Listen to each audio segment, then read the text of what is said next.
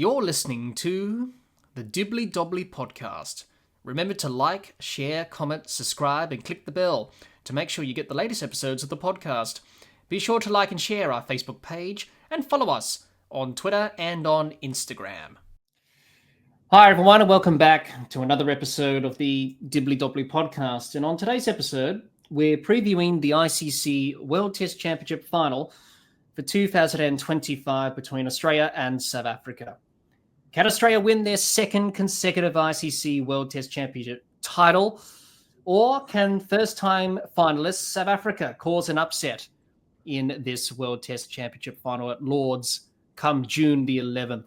All will be revealed in due course.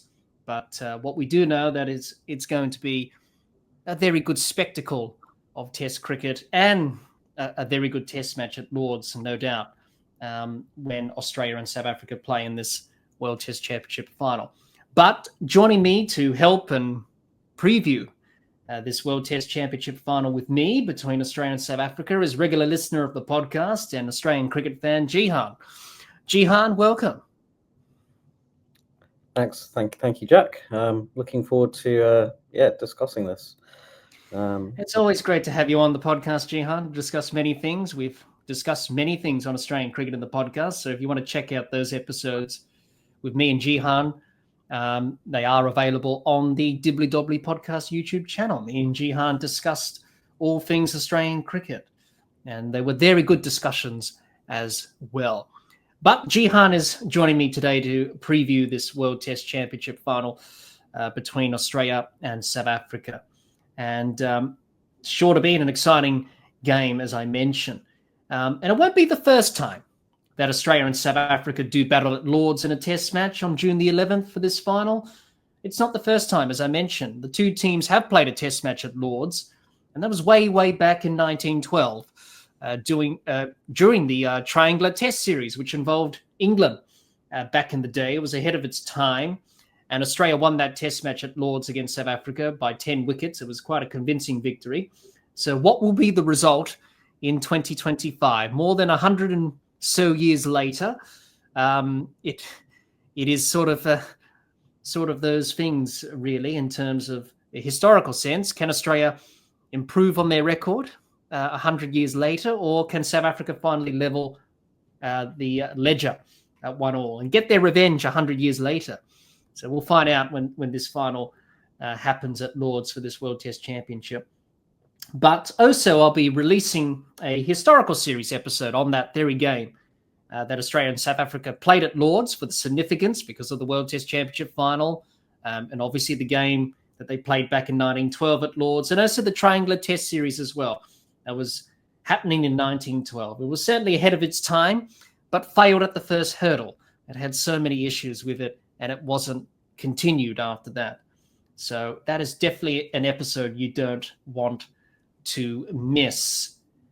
But with that being said, Jehan, we'll get into this World Test Championship preview of the final and talk about Australia and South Africa and talk about the squads and talk about their chances of winning this tournament. But before we do that, we're just going to have a look back at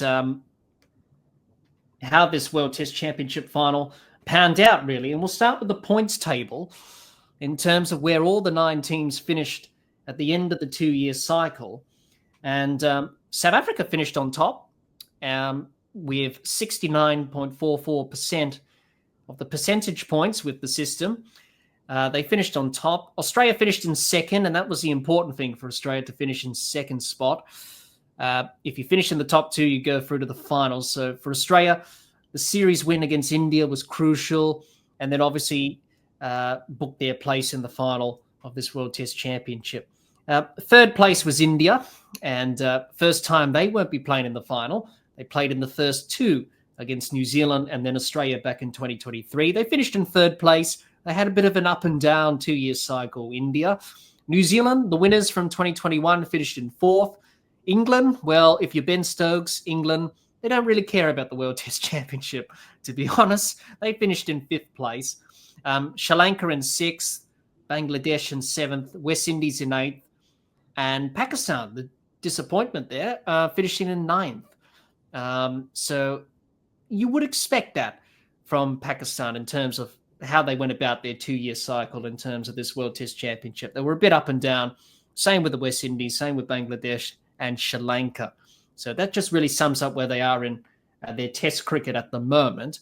So that's pretty much how the points table panned out, really, throughout the 2-year cycle. The important thing is that South Africa and Australia finished at the top two, and they were able to book their place in the final come June the 11th at Lord's.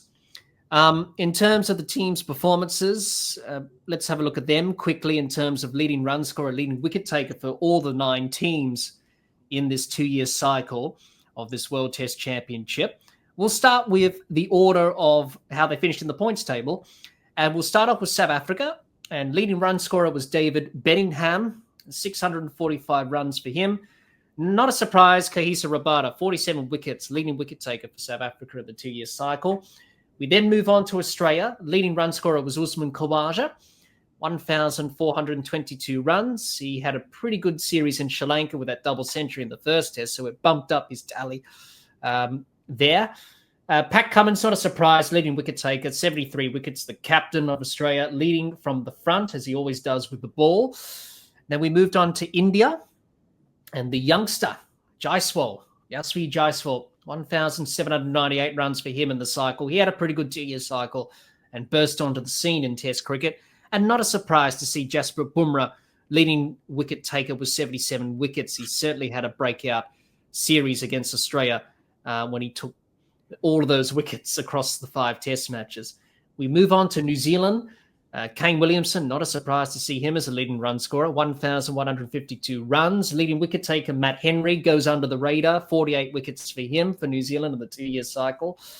England, not a surprise to see Joe Root at the top of the tally, 1,968 runs, one of the best batters in the world at the moment when it comes to Test cricket, Joe Root. And Gus Atkinson, leading wicket taker for England in the 2-year cycle, 52 wickets. And he's early on in his Test career. We move on to Sri Lanka. Kamindu Mendes, who's a promising young talent from Sri Lanka, had a pretty good 2-year cycle, leading run scorer, I should say, 1,123 runs. Leading wicket taker, not a surprise, Pradap Jayasuriya, 58 wickets. And on those Sri Lankan wickets that turn square, he's definitely a handful to face. So not a surprise that he's a leading wicket taker for Sri Lanka in this 2-year cycle. We move on to Bangladesh. Mehdi Hassan Miraz, leading run scorer for them in the 2-year cycle, 707 runs. Tajul Islam, 40 wickets. He was the leading wicket taker for Bangladesh. The West Indies, Alec Afanase, a very young, bright talent, 627 runs, leading run scorer for the West Indies in the 2-year cycle. Jaden Sills, 38 wickets for him, leading wicket taker for the West Indies in the 2-year cycle. And last but not least, Pakistan, Shahid Shakil, a leading run scorer with 1,078 runs, leading wicket taker Norm Ali with 46. Not a surprise to see him there. He had a pretty good Test series against England, and him and Sajid Khan spun out England in those last 2 Test matches of that series. So that's pretty much how all the 9 teams in this World Test Championship cycle finished in terms of performances and leading run scorers, leading wicket takers throughout the 2-year cycle of this World Test Championship. So there's some very good performances there from all of the teams in terms of individual performances with bat and ball. And now we come to the road to the final and how Australia and South Africa pretty much ended up where they're at, really. We'll start off with Australia, Jehan, first of all, and we'll get your thoughts on the series wins and the losses and the draws that they had in this 2-year cycle. So basically for Australia, they started the 2-year cycle with an Ashes series, which is not a surprise. That's what they did in the first ever World Test Championship in 2019. They kicked it off with an Ashes series. No different here. That was a 2-2 draw in England. You could have argued that Australia could have won that series. There were a few key moments and many things happened in that Ashes series 2 years ago. And then the home summer, they had a good performance against Pakistan. They won 3-0 there. They should have won 2-0 against the West Indies, but we can't begrudge the West Indies for that win at the Gabba with Shamar Joseph. So they drew that series. Dominant in New Zealand, as they always are. Australia 2-0 there. And then the big one was against India, 3-1 at home. That was crucial in terms of booking their place in the final. If they didn't win there, the Sri Lanka series was crucial. They had to win there to qualify for the final. But by winning the India series, it didn't really matter what happened in Sri Lanka for Australia. They won that series comfortably anyway, 2-0. And they booked their place in the final. So your thoughts on Australia, Jehan, throughout the 2-year cycle? How would you assess their performance in the 2-year cycle? When you have a look back on the series, do you think Australia, achieved what they needed to achieve, or do you think they should have done better in some of the series that they played in the 2 years? Yeah, look, I think generally they were very good. They did exactly what they needed to do. The Ashes series for me was a bit disappointing. I think they should have come away with that, winning that series. Pakistan, they got the result, but I still think they were a little bit below their best during that series. And then West Indies, that match at the Gabba, they were definitely below their best. But then they picked it up from there. So they played really well in New Zealand, in some tough conditions at times. So I think that was a really good away series win for them.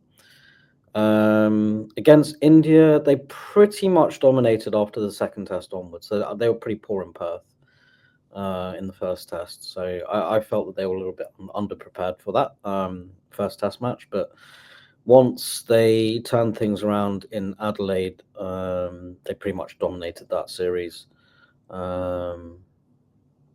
Yeah, I mean, they still had to really push to get those last couple of results to win the series, but overall, I think they dominated that series. And then Sri Lanka away, I thought was a really good win as well. So they haven't won there since 2011, I think. They had a really poor series in 2016, and the last time they were there, I can't remember what year that was, 2022 maybe. Yeah. They did really well in the first test, and then everything unraveled in the middle of the second test, so it ended up being a drawn series. But yeah, I think they did really well to win there 2-0, and they dominated that series actually, and it's always tough to go to the subcontinent and actually dominate a series and win in that fashion. But yeah, they managed to do that. I think Sri Lanka were a little bit poor as well, but yeah, so I think overall, pretty good from Australia. I think they could have been better, particularly in the Ashes and against the West Indies. But I think they just did what they needed to do to qualify. Yes, I think you make some really good observations there, Jehan. As you said, they needed to do what they needed to do to qualify, and it didn't really matter in the end, really. All that matters is that you finish in the top two and, you win some key series. Yes, as you said, that Ashes series, they should have won. But as we know, it was a great series 2 years ago there. And you would have to say there were probably the draw after that helped them against Pakistan, West Indies, New Zealand. You're always going to back Australia to win those series. The one against India was a bit, could go either way, given India's history in Australia on the previous tours that they won. And they were always going to, be competitive in Sri Lanka, and they were dominant really in the end. Recently. I think even New Zealand away, I know that Australia historically have done really well there against New Zealand, but they aren't exactly the easiest conditions to play in. No, they're not.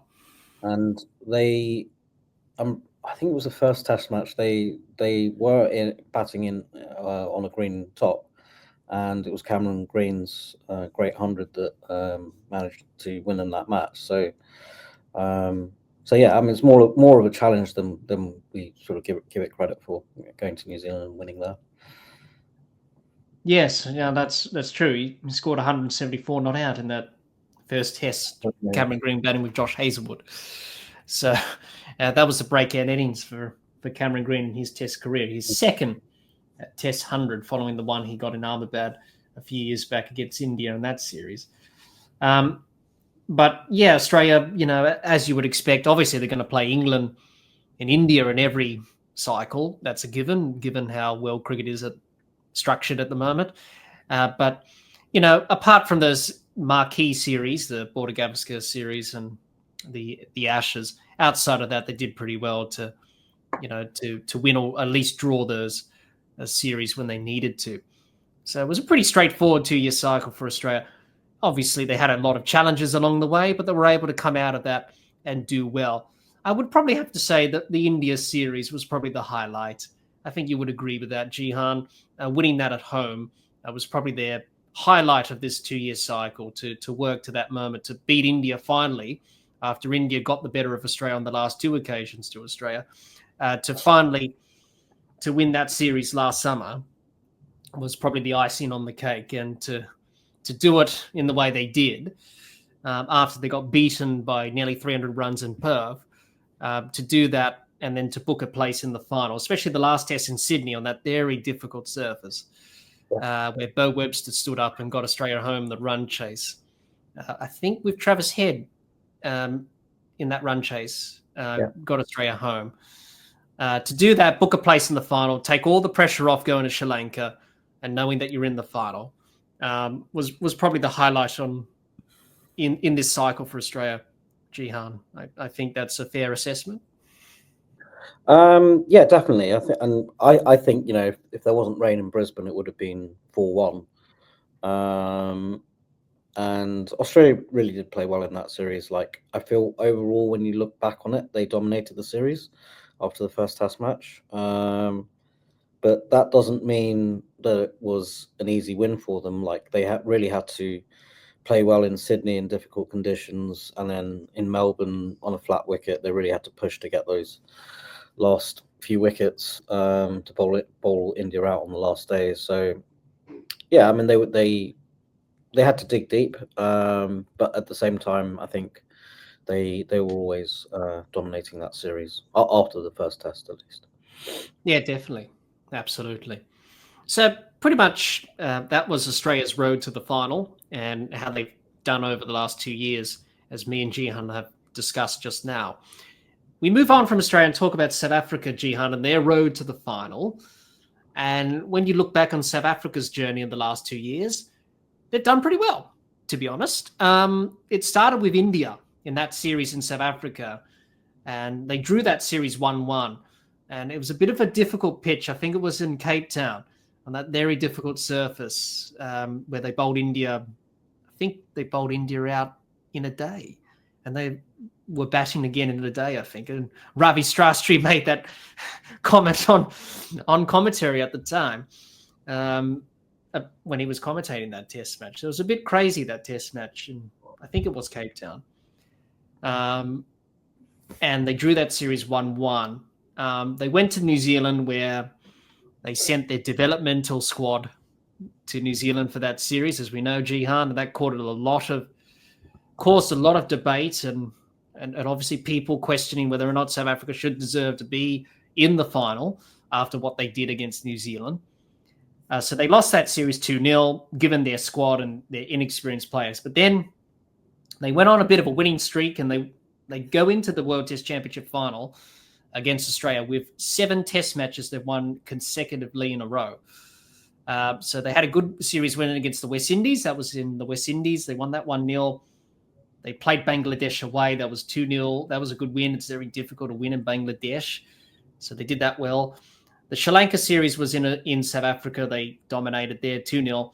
And the Pakistan series as well was in South Africa, and they won that 2-0. So when you look back on their road to the final, Jehan, barring the New Zealand series, they've done pretty well. And you would say they had the easier draw than Australia. Obviously, they didn't play England or Australia. They played India. To get a draw from that was a good result. And apart from the New Zealand debacle, they've done pretty well. Even though those Test matches were only 2 Test series. And obviously that's a long-going debate in Test cricket. Probably a debate for another podcast, you would think, Jehan, going into those problems of the game. Despite that, they were able to get the job done against opposition that have not been performing well of late in Test cricket. That's the West Indies, Bangladesh, Sri Lanka, and Pakistan. But they did what they needed to do. They were consistent. after the New Zealand series, and they finished on top. And it's a big improvement, because in the last two cycles, in the first cycle they finished in fifth. The cycle from 2021 to 2023 they finished in third place, and now to finish on top just shows that improvement. So they've done well in the last 2 years in building towards something as a test side. So your thoughts on South Africa, Jehan, in terms of how did you assess their 2 years leading up to this final in terms of the series wins that they had against those various countries? Yeah, it's interesting, isn't it? I didn't realize that all of their series have been 2 test series, which seems a little bit, I don't know, like for supposedly a top test nation to be only playing 2 test series seems a bit odd to me. But yeah, I think playing the subcontinental teams at home in South Africa, it's always a struggle for the subcontinental teams. They generally struggle with that, with the pace bowling and the extra pace and bounce and the swing and that. So beating Sri Lanka and Pakistan, I suppose, and was pretty much a given, as long as they played well. Winning in Bangladesh away 2-0 was pretty good. I think that's a pretty decent result for them. I feel like the India, playing India at home, they probably should have won that 2-0. But I think, was that the series where they sort of messed around with the pitches a little bit and overcooked one of the decks in one of the test matches? I think it was in Cape Town, I think, as I referred to before. And I think India were bowled out on the same day and batted on the same day. They were bowled out and then batted on the same day. So they probably went a bit too far with doctoring pitches there. That was a bit of a difficult surface, And it's, to be honest, it's kind of unnecessary. Like, you don't really need to do that. Like, if you play on a pretty standard South African pitch, you still got a good chance against the subcontinental side. Well, generally, India do struggle in South Africa. It's the one place they haven't won, including India. So yeah, and then New Zealand, I think they took the second string team there with a whole load of inexperienced players. From memory, I think they got thrashed in the first test, but then the second test they were actually reasonably competitive, and it was sort of looking like they may win that test match, but in the end they ended up losing. But so that's probably out of all of those series, that was probably for them the most disappointing one. But at the same time, they didn't have their first first strength team, so because of the T20 league that was happening at that time. I watched a bit of that series against the West Indies. That, to be honest, I felt that they were, in terms of quality, I felt that they looked quite poor, and they won 1-0. Even that test match that they won, it was reasonably competitive test match. I think they only won by 40 runs or something. And I don't know, I just sort of feel like they should be dominating a little bit more than that against the modern day West Indian test side. But yeah, I mean, since then they've done really well, going to Bangladesh away, doing really well there, and then coming back home and dominating at home. So I think overall they've deserved to get into this final. Yes, I would agree. They did what they needed to do. They were pretty consistent, and that's the important thing. I was a bit, not really surprised to see them play 2 test series. That's usually the norm with South Africa going forward now, as well as with other countries who are in the same position as them financially. So that was not a surprise there. It's just the way that the world of cricket is really these days. But no, they performed really well after that New Zealand series. And to be fair, against opposition that are not doing as well at the moment in Test cricket, the West Indies, Bangladesh, Sri Lanka, and Pakistan. So that did have a bit of a factor, I suppose, in terms of them winning those series, either 2-0 or 1-0, which they did. But I suppose, to finish on top, to be in the top two and to be consistent. Certainly be in front of you as well. Yes, and also winning over there in Bangladesh is often a difficult place to go. Just ask Australia what happened in 2017 when they struggled over there. So it is a hard place to win, but for them to go over there and win 2-0 is pretty good.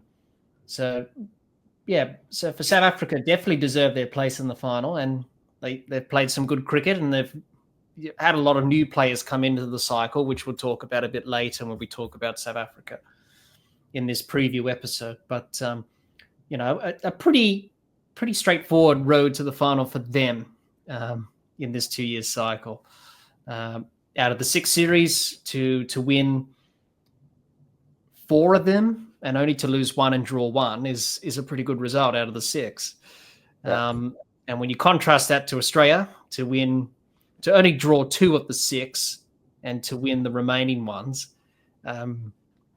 is a pretty good result as well. So it just shows you both Australia and South Africa were pretty consistent and were able to win those key series when able to. So that's how Australia and South Africa went about their business over the 2-year cycle, and that's how they've ended up in the World Test Championship final. And a pretty good performance from both teams throughout the 2 years of this cycle. And Jehan, we'll talk about some of the test stats between Australia and South Africa, a bit of an indication of both countries in terms of how they go against each other in Test cricket. So head-to-head record in Tests is 54 to Australia, 26 to South Africa. And both teams' records in England in terms of Test matches when they've played against each other. We obviously referred to the 1912 Test match and that triangular Test series back in 1912. Australia won that. So they lead that 1-0. So it'll be interesting to see how that number changes after this World Test Championship final. Leading run scorer between the two countries, not a surprise, Ricky Ponting, 2,132 runs. Leading wicket taker, not a surprise, Shane Warne, the great Shane Warne, 130 wickets. That's a lot of wickets. Most dismissals, not a surprise, Mark Boucher, 66. He was a pretty good wicketkeeper. Record for the most dismissals in Test cricket. Most catches, not a surprise again to see Ricky Ponting, 35. Most matches, not a surprise, longevity, Jacques Kallis. What a player he was with 28 matches. And the first Test match that Australia and South Africa played was back in 1902, which is a very long time ago. So Jehan, looking at those stats, how's it looking in terms of either Australia or South Africa trying to win against each other? When you look at those stats, do they surprise you or do they not surprise you?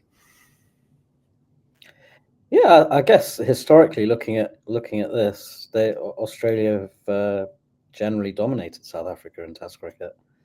I can only think of, there was one series in, I think it was 69 maybe, where Australia went to South Africa and I think they lost 4-0.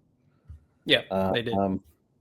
Yeah, I think that's the only time I can really think of South Africa like dominating Australia. And when they came back into Test cricket in the 90s, I think those initial few series were generally quite close. I think there was a couple of drawn series, but then towards the end of the 90s and into the 2000s, Australia just started to dominate them again. And I suppose Shane Warne had a lot to do with that. And Australia had the great team as well at the time, Hayden, Langer, etc., Ponting. So yeah, I think overall in Test cricket, from the cricket I've watched anyway, Australia have generally dominated South Africa. I remember around that time in the late 90s when South Africa just come back into cricket and they were trying to establish themselves, and they were actually almost, starting to dominate world cricket at that time. I think when they were playing Australia, the domination or the competitiveness was mostly in one-day cricket. But yeah, I think towards the end of the 90s, 2000, Australia started dominating them in Test cricket. So yeah, I mean, if you go by history, Australia should really win this final. Yeah, because I think historically they've just done really well against South Africa in Test cricket. Yes, they have. I tend to agree with that. When you look back on the stats and the numbers, and obviously some great players on that list that we have in front of us here, if you're watching on the video feed on YouTube, Ponting, Warne, Boucher, Callis, some others that we haven't mentioned, De Villiers and all those great players that have played. Graham Smith as well. Steyn, Morkel, Verlander, he was dangerous, especially in that test in Hobart. When Australia were knocked over convincingly, and he was a pretty good bowler in his day. So yeah, there's been a lot of great series that Australia and South Africa have played, especially when South Africa come to Australia. 2008-9 up until 2012-13, where they dominated those. 2000 and that's right. Yeah, 2008-9. 2012-13, when they won those two series, they played pretty well with that great team that they had. And also in 2016-17 as well, when they won 3 series on the trot. Having said what I just said, the last 15 years, I would say probably South Africa have won more often than not against Australian Test cricket. You would think, yes, that especially in Australia. In those series that I mentioned, they won the 3 in a row in Australia. The series, the Sandpaper Gate series, they ended up dominating that. I think it was 3-1. That was a really strong victory for them. And then, I think Australia have only sort of reasserted that dominance since the last series when South Africa came to Australia. That was 2 or 3 years ago, but.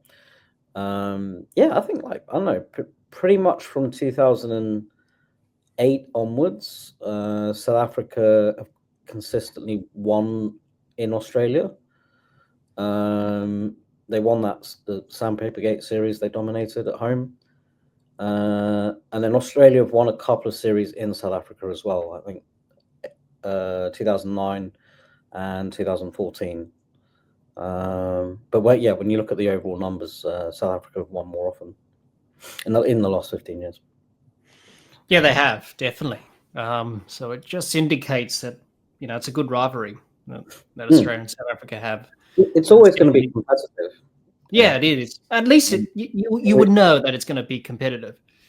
The last series that they played in 22-23, Australia won that 2-0. Obviously, the last test in Sydney was washed out, as always.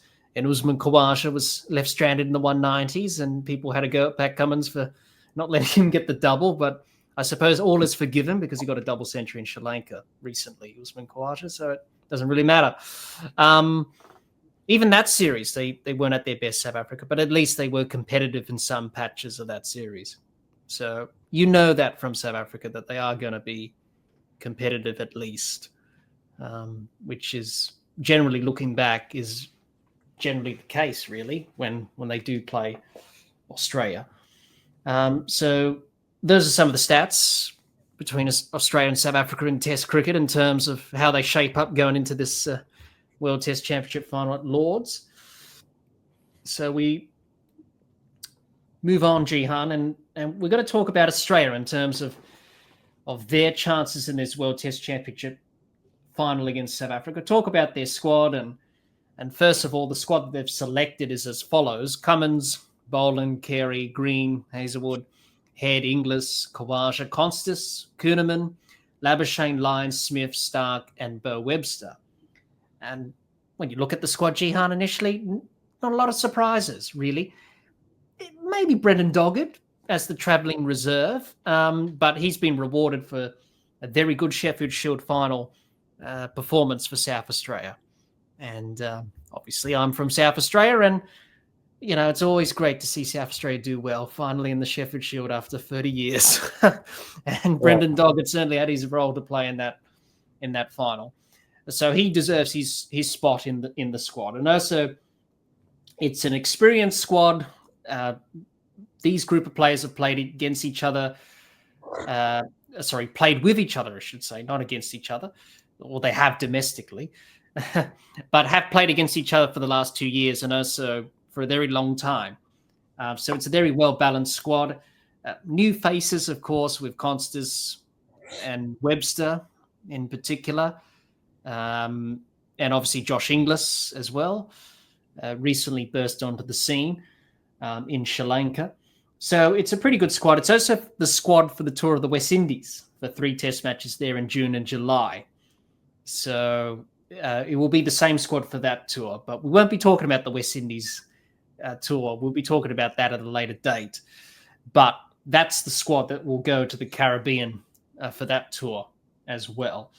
The squad is to be expected, not a lot of surprises. Obviously, injury concerns for Pat Cummins. He had that ankle injury during the Border Gavaskar Trophy, which ruled him out of the Sri Lanka series, along with parental leave as well, because he welcomed his second child into the world during that series. Josh Hazlewood obviously had the hip and the calf injury. And then also Mitchell Starc had a bit of problems with his back during the India series and Sri Lanka. But he seems to be all right and ready to go. And also Cameron Green returning as well from that back surgery, and he makes his way back into the squad as well. And obviously Australia aiming to be the first country to win back-to-back World Test Championship titles. And as we know, 2 years ago, Jehan, they dominated against India in that final at the Oval back in 2023. They won by 209 runs, which is a big margin.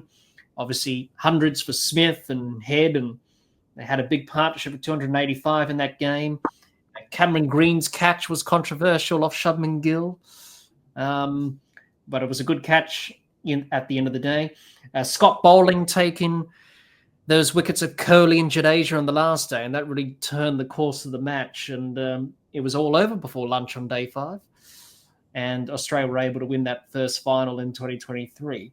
So they're looking good to win back-to-back titles, as we've mentioned numerous times so far. But there are some selection headaches, Jehan, of course, obviously. Talk about Sam Constas opening the batting. There's been talk about Marnus Labuschagne or Josh Inglis to open the batting. Even Travis Head as well. Whether or not Australia go with Constas or someone else to open the batting with Usman Khawaja, that's one selection dilemma that they have. The other one is either Cameron Green returning from injury, not playing a lot of cricket, Bo Webster not doing a lot wrong, because he's done pretty well since he's come into the side, Bo Webster, who will be the all-rounder. And then last but not least, we always have this conversation, Jehan, every time, Josh Hazlewood or Scott Boland, who will play. So those are some of the selection headaches that Australia have going into this final. So your thoughts on the squad, Jehan, and then your thoughts on how Australia should navigate those selection headaches in terms of who will open the batting. Is it going to be Green or Webster for the all-rounder position? Or is it going to be Josh Hazlewood and Scott Boland to be a part of the bowling attack? So your thoughts on the squad and your thoughts on those selection headaches for Australia going into this final against South Africa. Yeah, it's a pretty good squad, fairly standard. There's no real surprises, I wouldn't have thought. So you've got a backup keeper in Josh Inglis, backup spinner in Matt Kuhneman, Bo Webster's the backup all-rounder, and then Brendan Doggett is the backup pass bowler, I suppose. But yeah, I think if Cameron Green's fit, I reckon he should slot straight back into the side. So go back into batting number 4. I think they do need to establish an opener going forward long term.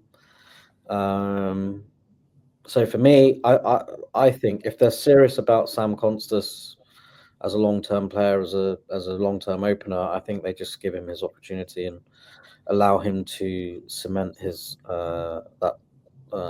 spot, that place in the side as the opener. I think I heard George Bailey saying that they're thinking about different openers for the WTC and the West Indies tour. I don't really understand the reason for that. I just think, figure out who your opener is and give him, whoever it may be, give him an opportunity at cementing his place in the side, nailing down that spot. And I think that's an opportunity for Sam Constas. I would open with Sam Constas. I'm not really in favour of Labuschagne opening. I think he's fine coming in at number 3. I suppose if you got Labuschagne, Smith, and Green in the batting lineup, that might mean that Smith goes down to number 5. But I think that should be fine. So Labuschagne 3, Green 4, Smith number 5. That almost sort of strengthens the batting lineup a little bit. And then you've got Travis Head at 6. They're not going to play 2 spinners, so Nathan Lyon will be the sole spinner. And then when it comes to Boland versus Hazelwood, I just think if Hazelwood's fit, you go for Hazelwood, because he's the more established bowler in Test cricket. So I think you just go with Hazelwood, Stark, and Cummins. And Alex Carey is the number 1 choice keeper. So so I think looking at it, like my 11 would be Khawaja, Constas, Labuschagne, Green, Smith, Head, Carey, then Cummins, Stark, Hazelwood, Lyon. I think that's 11, but that would be my 11. Yeah, I think I tend to agree with that as well, Jehan. I think, well, really, with the first one, Sam Constas opening, obviously, you nailed it on the head. If Australia do need a long-term opener, they probably need 2 after the Ashes later on this year with Usman Khawaja retiring. So, this talk about Labuschagne opening or Josh Inglis or Travis Head, which he did in Sri Lanka, but really Travis Head only opens in the subcontinent, really, because of the way that Australia, have their 11 in terms of 2 spinners or more. With Sam, you're going to get a lot from him opening the batting. You're going to gain a lot. Whereas with Labuschagne or Inglis or someone else, you're not going to really gain much from that. To have Sam open, good experience, facing like quality bowlers like Rabada and Janssen, for example, will put him in good stead in his development as a cricketer. Yeah, in the 2 test matches, he's averaging 28, right? But he's got potential. He just needs to work out the balance between attack and playing responsibly. We don't want him to lose that flair like we saw against Bumrah when he got that, 60 on debut. If he can do that to Janssen and Rabada at Lords in this final, that would be great for Australia, and certainly problems for South Africa if that happens. We saw what happened with Bumrah and India. They didn't know what to do. They were caught unawares by that. So he's got that potential. So he's definitely a player for 10 or 20 years for Australia going forward, and you've got to invest the time and the effort on him. I think we don't need to mess around with the order too much. Look what happened when we did that with Steve Smith. What did that do to Steve Smith? It didn't really serve him well, did it?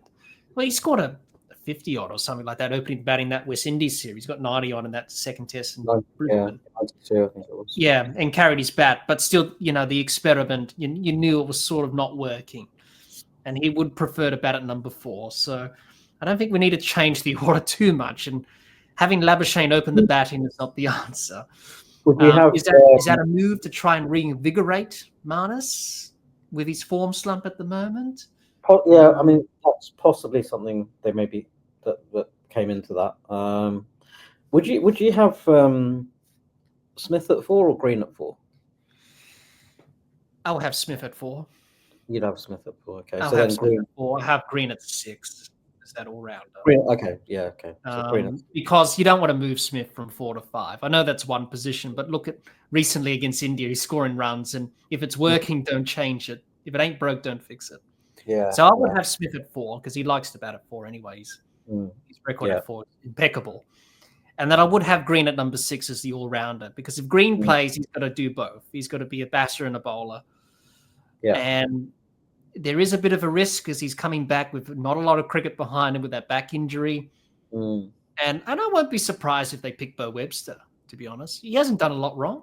You need Bo Webster ahead of Green. Yeah.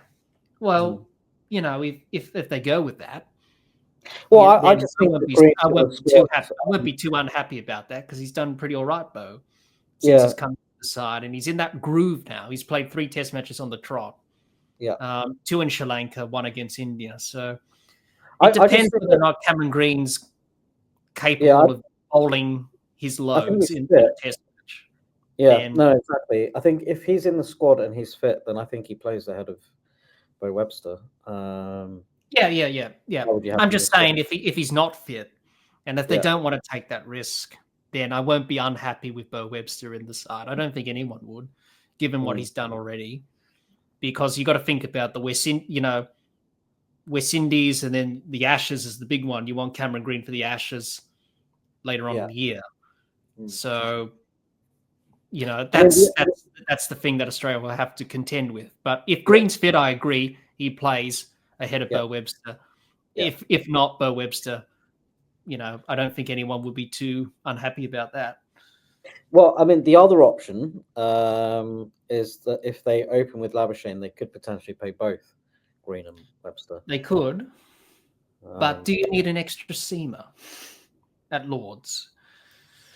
Depends on what sort of surface you're going to get, really. And Lords is not really... It's quite a flat pitch in recent years, Lords. There's been a lot of runs. Lords in June, the ball will do a little bit. Yeah, it'll do a little bit, but it's generally been pretty good for batting over the last few years, I think. So it depends what sort of surface you're going to get, but I think it's just going to be a typical Lord surface. Yeah. I think whether it comes down to Green or Webster will completely be down to how fit Green is.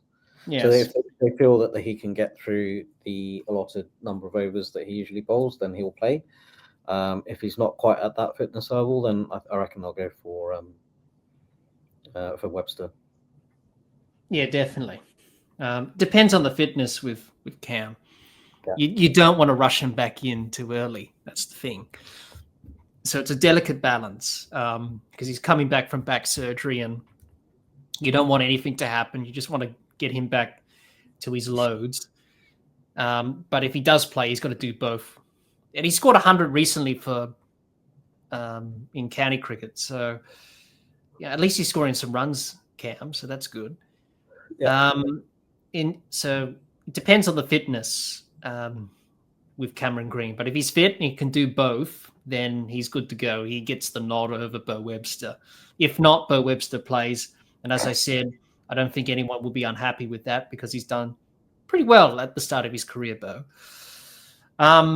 So Hazelwood and Boland, I agree with you, Jehan. I think obviously got to go with Josh, given his record, and obviously the bowling attack of him with Cummins and Stark and Lyon has been so formidable over the last, how many years now? I've lost track, but has been dominant for so long.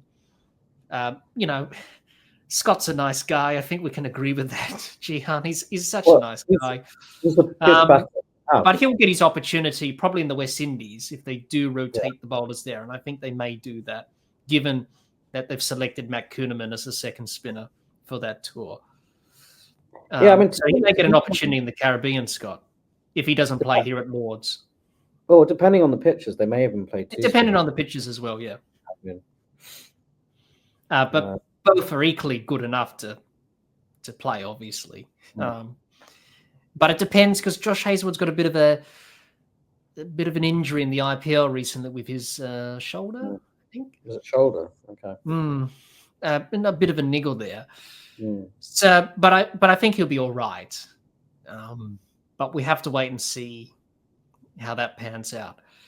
But Josh, his record speaks for itself. And Scott, what you're going to get from Scott Boland. So depends, if Josh is fit enough and he's ready to go. Sort of like with Cameron Green and Bo Webster. Really depends on the fitness side of things. If they're fit, they play. If they don't, then the incumbent or the replacement will come in and do a good job. And that's it's not really a bad problem to have, is it? No, it's not. It's a good problem to have. Not quite ready, then you've got to replace them. That's the thing. That's why you have so many options. And I think George Bailey said we got so many options that we can choose from. So it's always a good problem to have options. So many selection options to have when you're selecting a team. And Australia do have this going into the final. But I think, if I had to choose the 11, obviously I would go with Khawaja and Constas openers. I have Marnus at 3. I know a lot of people said Marnus should be dropped, but okay. That's a decision for the selectors, but I would stick with Marnus. You never know. He may come good in a big moment like this. So him at 3, then you have Smith at 4, then you have Head at 5, Green at 6 if he's fit, which looks likely. Carey at 7, obviously superb last couple of years, really. Alex Carey continues to amaze us. A brilliant series in Sri Lanka, brilliant 100 in Sri Lanka recently. And then obviously you have Cummins at 8, Stark at 9, Hazelwood at 10, and then Nathan Lyon at 11, where he usually is. So, sorry. At number 10 for Nathan Lyon, and Josh Hazelwood at number 11. Sorry. There you go. So that could be the 11 that they may go with. But it depends on conditions, depends on fitness, depends on, where the selectors are at, really. So if it ain't broke, don't fix it. And I think that's what the selectors should stick with going into this final. You don't want to change too many things. Have Constas open, even if he fails in two innings. The experience will serve him well. He would face quality bowlers like Janssen and Rabada, for example. And that's good in his development, just like when he faced Bumrah in the series in Australia. So you're going to gain something from that. And he's going to learn a lot. He's not the finished product. We know that. He's only 19. But he is something that the selectors want to invest in long term. And you've got to give him the opportunities, because he didn't play in Sri Lanka, because that was mainly down to team combination and obviously Travis Head opening and wanted to have 3 spinners or more.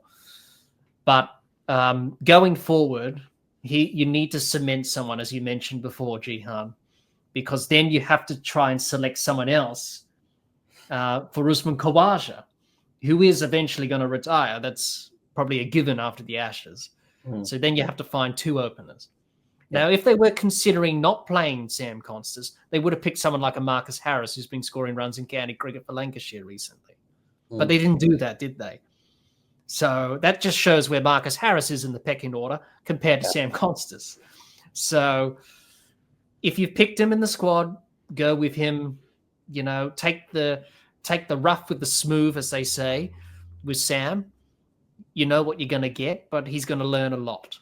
So it's a good, I suppose, as we've said before, Jehan, it's always good to have these problems with selection. But I think Australia should just go with the tried and tested method of what's worked for them in the last 2 years.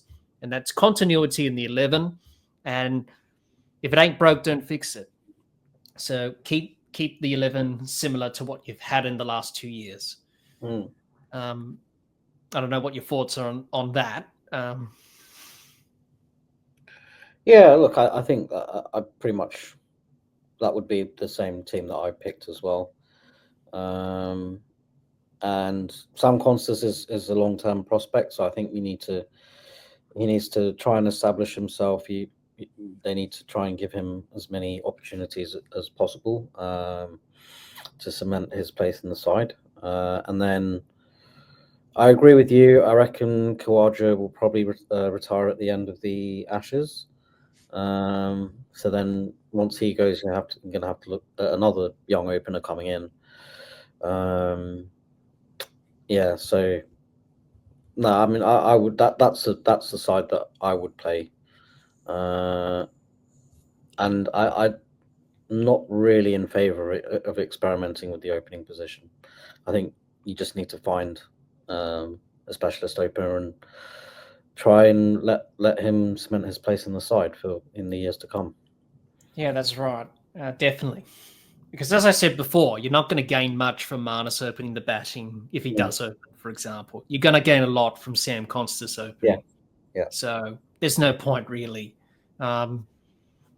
So you can look at it in many different ways. And I think the selectors just need to go back to what I said before, continuity, and just go with the system that has worked. Go with the 11 that has worked for the last 2 years.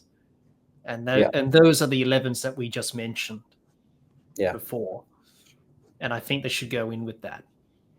Even if they, even if it's a bit of a toss-up between Green or Webster or Boland or Hazelwood, they're still going to do a good job anyway. You know what you're going to expect from those players because they've done well so far in their test careers.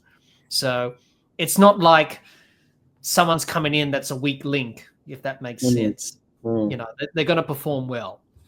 So that's a given, and that's what makes Australia so good in terms of the squad that they have and the 11 possibilities that they could have. The thing is, if you look at it, Australia's test squad and test team hasn't really changed much in the last 4 or 5 years. No, it hasn't. David Warner's retired, so that's the only change really.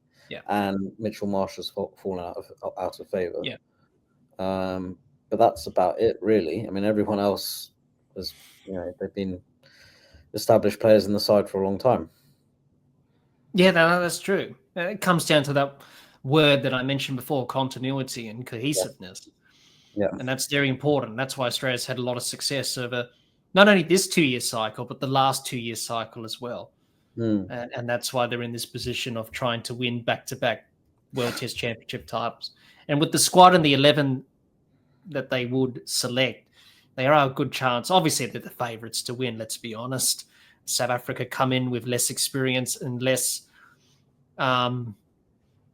sort of the underdog mentality, less experience against Australia, which we'll discuss about in a moment.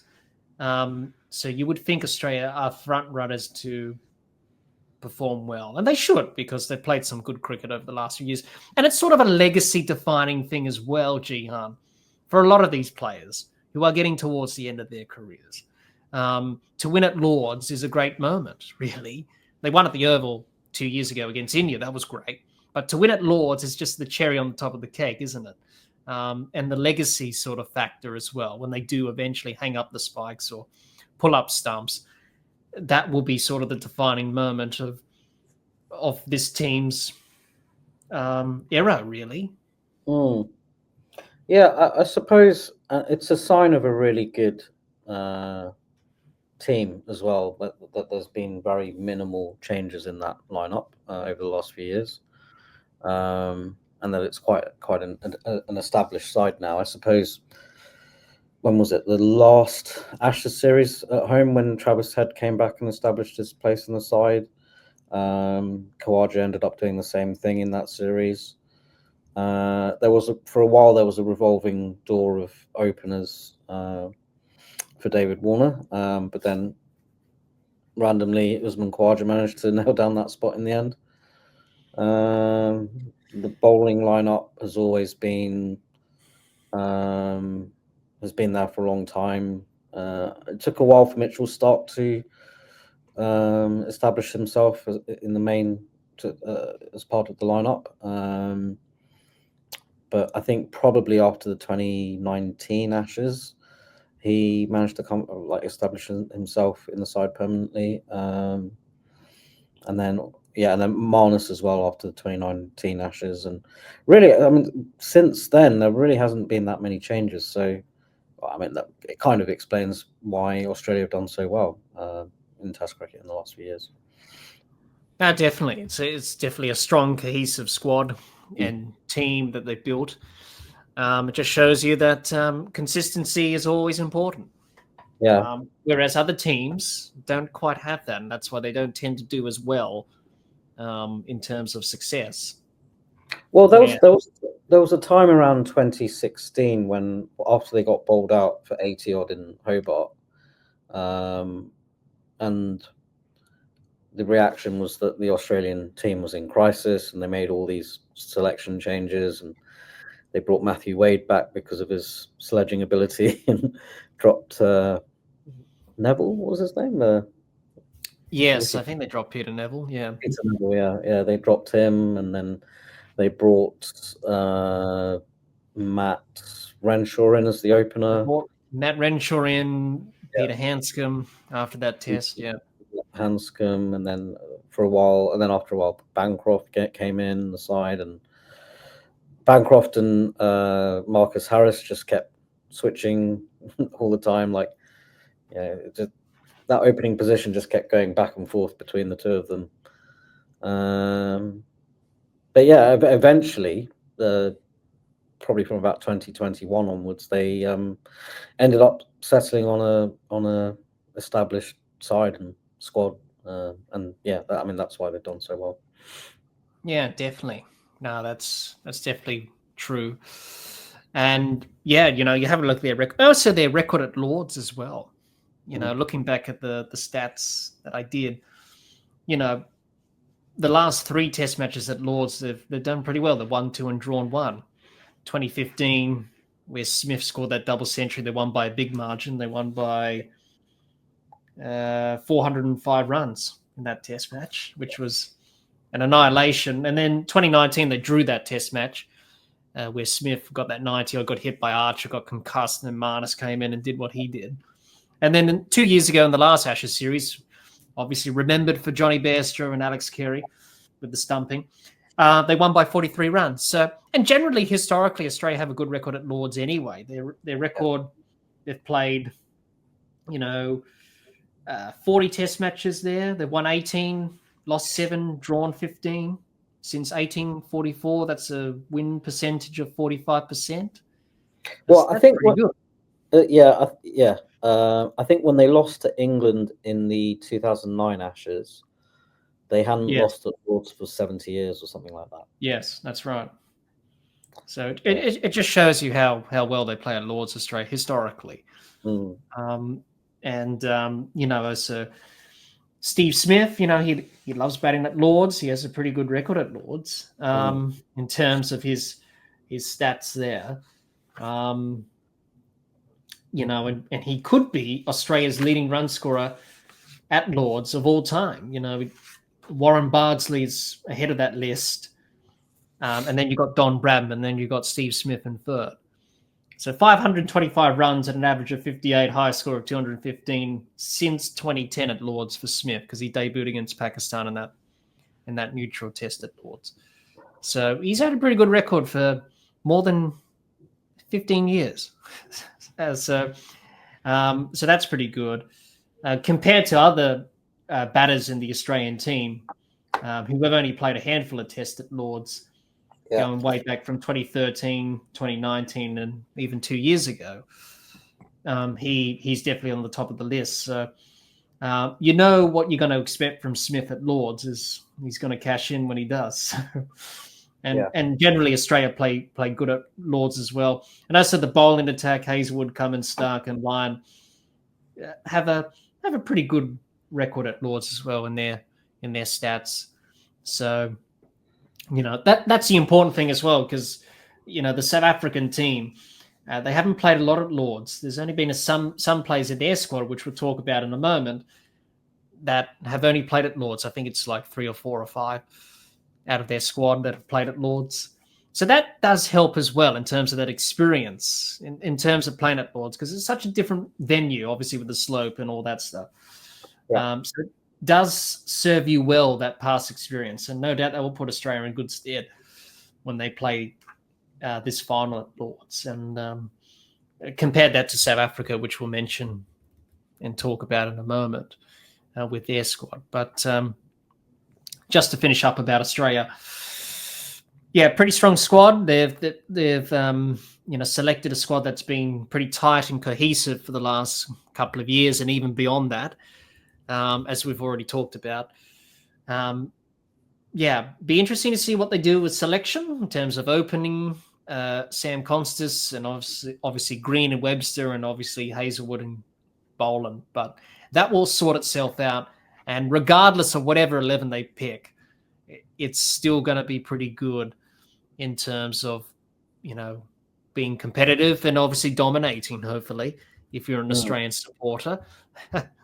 So we shall wait and see what happens on that front. So that's pretty much Australia. But before we talk about South Africa, we're going to take a drinks break on the Dibbly Dobbly podcast and come back after this short drinks break.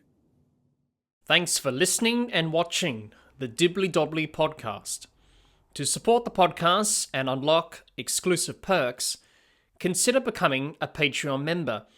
Just head to the Dibbly Dobbly podcast Patreon link in the episode description.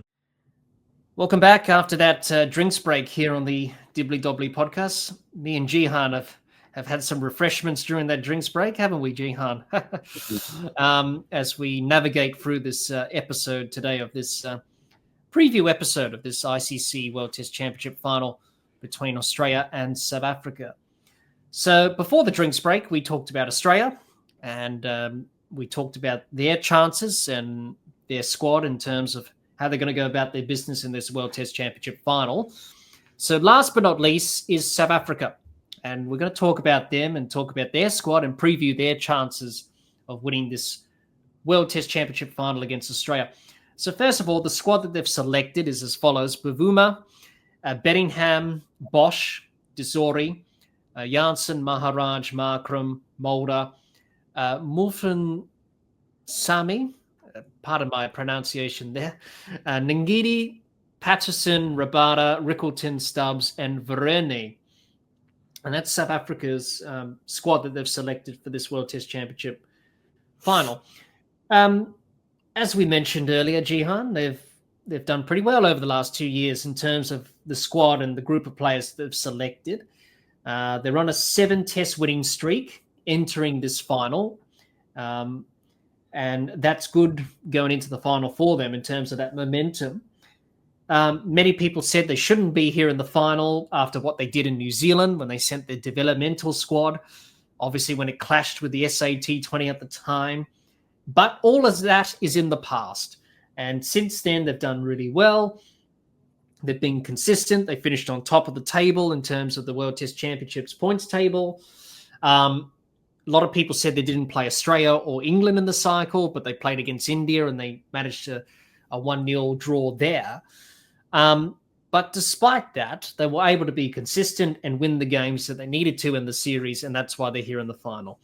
Also some big talking points. Obviously, Kahisa Rabada, he was suspended last month recently for taking illegal substances during the SAT 20 in January. He was suspended and he's cleared to play the final at Lord's against Australia. So that's a big talking point going into the final. Some injury concerns with Bavuma with his elbow and Bedingham with his toe, but they've been selected, so it looks like they'll be okay to play if selected.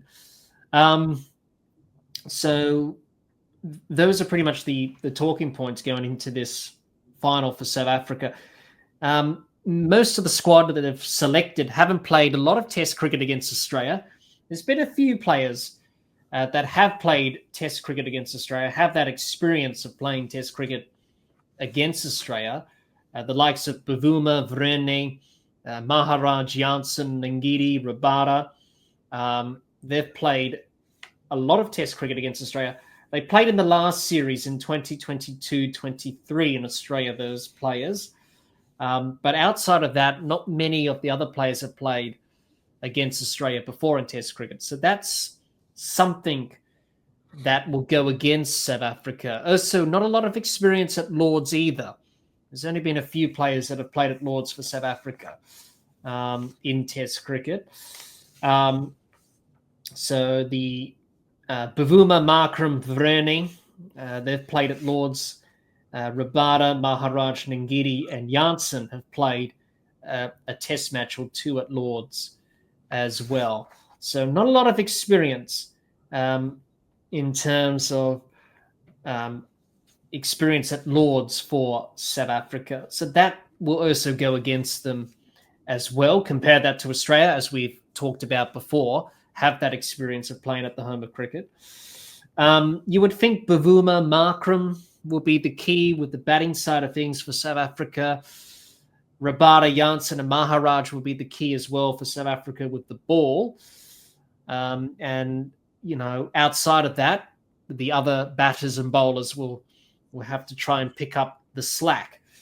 And we're saying that, South Africa go into this final as underdogs, but you never know. As we've seen from South Africa in the past, they are capable if they can get it right on the day. If they can pull things together, they are definitely a chance of causing an upset. And no doubt Australia are the favourites to win. But South Africa, they've performed well over the last 2 years in this cycle, but they will need to play at their best if they are to beat Australia at Lords in this final. So Jehan, your thoughts on South Africa and their squad and their chances? Where do you see South Africa in terms of their selection with their squad? And, do you think they're a chance of potentially causing an upset? So your thoughts on those matters there, Jehan? Yeah, look, I have to admit I'm not too familiar with a lot of the names on this squad. Just looking at it, to me, the danger players would be Rabada with the ball, Janssen if he can get the ball to swing, might be dangerous. Carl Verena, he scored a fair few runs on the last tour in Australia, so he's a good wicketkeeper batsman. Tristan Stubbs, I know he's a really talented player, but I'm not sure if he's really quite established himself at the moment. Maharaj, I've never really rated him that highly, but I think Australia, they just need to milk his bowling, make sure they're not losing wickets to him, take him for 3-4 runs and over if they can. And then I think the real dangers from the fast bowling side of things are going to be Rabada, Janssen, Ngidi maybe. Markram with the bat. I noticed that the leading run scorer in the cycle was David Bedingham, who I don't think I've actually seen him play before. So I suppose he must be a pretty good player if he dominated was the leading run scorer. And then some of the other players, I think Ryan Rickleton is going to be a good. I'm pretty sure he's a good middle order batsman. Tony DeZorsey, an opener, I think, from memory. Sanuran Muthusamy, is he a spinner? Yes, apparently he's an all-rounder, batting all-rounder on ESPN Cricket Info. That's what they put him under in terms of his playing role. Yeah. But he's played Test cricket before, back in 2019. He's only played the 4 Tests. Highest score of 68 not out, averaging 43. With the ball, he's taken 7 wickets, best for 4 for 45 in his career thus far. So he has played some Test cricket before, but as you said, Jehan, to be fair, I haven't heard a lot of him before, but he has been around for the last few years. That's for sure. Yeah. So yeah, I think it's a reasonable squad looking at it. Mulder, I think Mulder's a fast bowler from memory. Haven't heard of. Yes, he can also bat as well, just to chip in there as well. He's got a highest score of 105 not out in Test cricket. He's played Test cricket since 2019. With the ball, has taken 30 wickets at 25. Yeah, best of 4 for 32. So yeah. one of those bowlers who can bat as well. So look, I think South Africa are going to be the underdogs here. I'm hoping it will be competitive. There's a small chance that maybe a complete blowout and Australia just destroy them, but remains to be seen, really. But I'm hoping that it will be a competitive Test match. Yeah, definitely. Hopefully that is the case with South Africa in terms of their performance in this World Test Championship final. But as I mentioned before, not a lot of experience against Australian Test cricket for many of these players. Obviously, the names that come to mind that do, obviously, Bavuma, Jansen, Maharaj, Markram, Rabada, Varane, Ngidi have played against Australia before, but whereas the other players haven't. So that will be a challenge for them, especially for the batting group, not facing back Cummins and Stark and Hazelwood and Lyon and Bolden and co. And definitely you would think Bavuma, obviously Markram to stand up with the bat. If Jansen can get it right, Rabada, if he can, find his pace. Maharaj, he's got to be key for them as well in terms of the spin department. So if they can get it together with the bat and the ball, they can definitely cause some challenges for Australia. But it depends whether or not the other players who are less experienced in Test cricket, can they put that together in this final? And really, this is the big test that we'll face in 2 years, really. This is the biggest test against Australia. So have they learnt the lessons from the past when they played Australia in 2022-23? That series was pretty dominant from Australia, really. They won 2-0. They won the first test by 6 wickets and on that green wicket at the Gabba where it was chaos. And that test match ended in 2 days from memory. But then in the second test in Melbourne, Australia won by an innings and 182 runs. And obviously the last test in Sydney was a draw. So, and players to play in that series for South Africa were Bavuma, Varane, Maharaj, Jansen, Ngidi, and Rabada. So it just shows you that those players will be key in terms of that experience against Australia, but also able to contribute to South Africa's chances of winning this final. And no doubt they are the underdogs, but as I always say, Jehan, you can't underestimate anyone. And you never know in Test cricket. It's a funny game. You never know. So if they can be competitive for at least, don't try and overtake Australia. If you can try and level with Australia and then take your chances and key opportunities, then you have a chance. At least give yourself a chance with the bat and with the ball. If they can do that, then they've got a chance of potentially winning this game. But no doubt it is their biggest test of this cycle thus far. So any other thoughts to add on to that, Jehan? No, not really. I think it will be. Well, I'm hoping it will be a fairly competitive Test match. I reckon where South Africa may be lacking a little bit is in their batting. I think they've got a good fast bowling lineup. So I think at the end of the day, it may all just come down to which team bats better. Yeah, definitely. I think that's got to be the key, that's for sure, in terms of South Africa, in terms of their batting unit standing up. And as I mentioned before, Bavuma and probably Markram will probably have to do the heavy lifting and get some other support from the other batters there in terms of that batting support. And their bowling, if they can get it right, Jansen, Rabada, Maharaj can definitely take wickets on their day. So it is definitely going to be crucial for South Africa that the batting and the bowling clicks.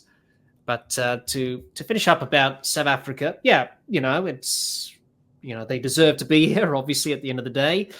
but definitely going to be their biggest test of this cycle, whether or not they can match it with Australia. Definitely the underdogs, but we know with South Africa, they are fighters and they're capable of,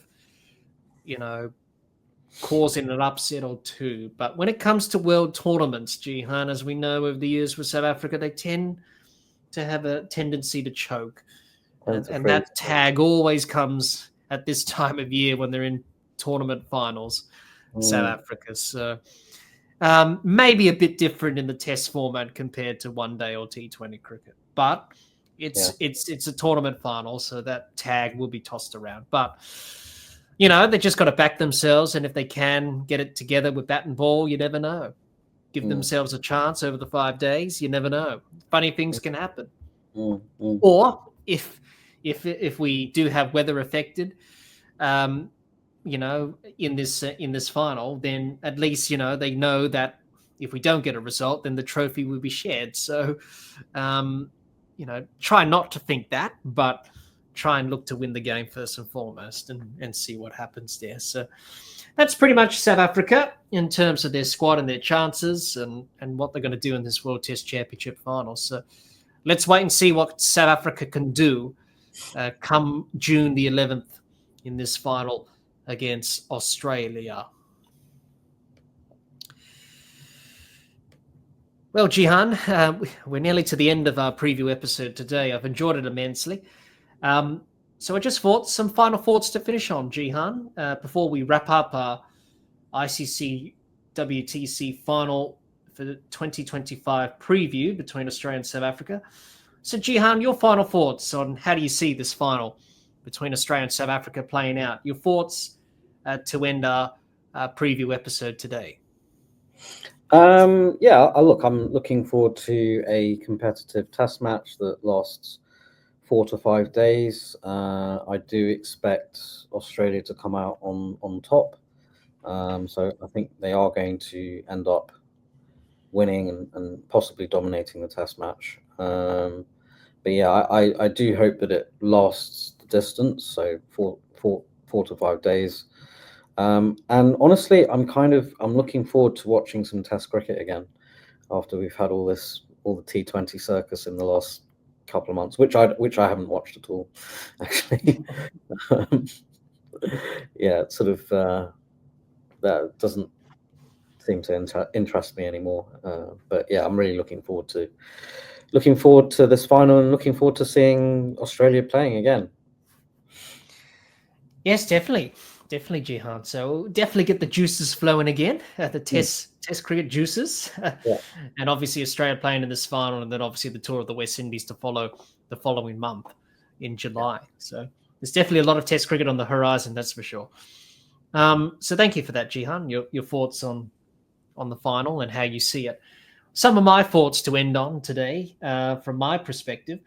I agree with you, Jehan. I think let's hope we have a competitive test match and a competitive final. I think Australia and South Africa deserve to be in the final. They've been by far probably the best teams, the most consistent throughout the 2 years. Definitely deserve their spots in the final. In saying that, I think Australia should win. Obviously not being biased, of course, me and Jehan being from Australia. But on a serious note, when you look at it, they've been very good as a test team for the last, few years now. Not only the 2 years that it's just gone in this cycle, but for a very long time. So they should be more than capable of going back to back. And, when you are the team that's holding all the bilateral trophies available in Test cricket, you must be doing something right, which Australia do at the moment. With South Africa, they've done well to make the final, but I think Australia will be too strong in the end. But let's hope we see a competitive match, a competitive final to end this World Test Championship cycle for 2023 to 2025. Let's hope that's the case, and let's hope we have a very good final at Lord's between Australia and South Africa. Well, thanks everyone for listening to our preview of the ICC World Test Championship Final for 2025 between Australia and South Africa. If you're watching or listening to this episode of the podcast on our YouTube channel, let us know your thoughts on this ICC World Test Championship Final for 2025 between Australia and South Africa in the comments. We would love to hear what you have to say. Also, the Dibbly Dobbly Podcast has you covered for this ICC World Test Championship Final for 2025 between Australia and South Africa. We will be live streaming all 5 days of the final, and make sure you subscribe to the Dibbly Dobbly Podcast YouTube channel so you don't miss out on all the action and the fun from this World Test Championship Final. So make sure you click the bell. More importantly, click the bell to get the notifications when we go live. Join me. Also, Jehan as well will be joining me in the chat or maybe on the live stream over the 5 days for this World Test Championship Final. So if you can't access the game from wherever you are in the world, the Dibbly Dobbly Podcast has you covered. And make sure you join us for that World Test Championship Final. And also, if you become a Patreon member, which you can, all you need to do is go to the link, the Patreon link in the description of this episode, and you will find us on Patreon if you want to support the podcasts and support the good work that I'm doing in the world of cricket and the podcast in general. Consider becoming a Patreon member. And if you become a Patreon member, you can have exclusive perks and access to a lot of things on the podcast. For example, Jehan is a Patreon member, and he's joining me on an episode of the podcast. So you can be like Jehan and join me for an episode or a live stream, have exclusive perks if you become a Patreon member. So it's very easy to do and very simple. All you need to do is go to the Dibbly Dobbly Patreon link, which is in the description of this episode. And Jehan can testify. It's definitely worth it, isn't it, Jehan? Yeah, it's definitely there. I'm definitely a Patreon. Definitely. Yeah. So you at home listening or watching can become a Patreon member. Very easy to do. And show your support and appreciation for the podcast. You can join me on an episode or live stream like Jehan is today. Jehan has joined me on a few episodes of the podcast, mainly talking about Australian cricket, which you can access on the YouTube channel. So consider becoming a Patreon member. But your support and loyalty and people watching and subscribing to the channel is more than enough support. And I do really appreciate that support. I'm extremely grateful to all of you who listen and watch the podcast over these many years since we've been doing the podcast. So if you want to catch the World Test Championship Final, you can do that on the Dibbly Dobbly Podcast. We'll have you covered with the live stream over the 5 days of the final, I should say. Come and join us. It's always great. Jehan will testify to that. The live streams that we do on the podcast are always great fun, are they, Jehan? Yeah, they're always fun. Yeah, they're entertaining. Yeah, they're pretty good. Yes, they definitely are. We've done a lot of them, and this one will definitely be a special one. If Australia win, of course. There's been quite a few special moments captured in those live feeds as well. Yes, they have. Yes, they have. So many great moments that we've captured on the Dibbly Dobbly Podcast live stream. And no doubt this World Test Championship Final will be no exception. So make sure you subscribe to the channel and make sure to click the bell so you don't miss out on the notifications when we go live. If you want to become a Patreon member, you can.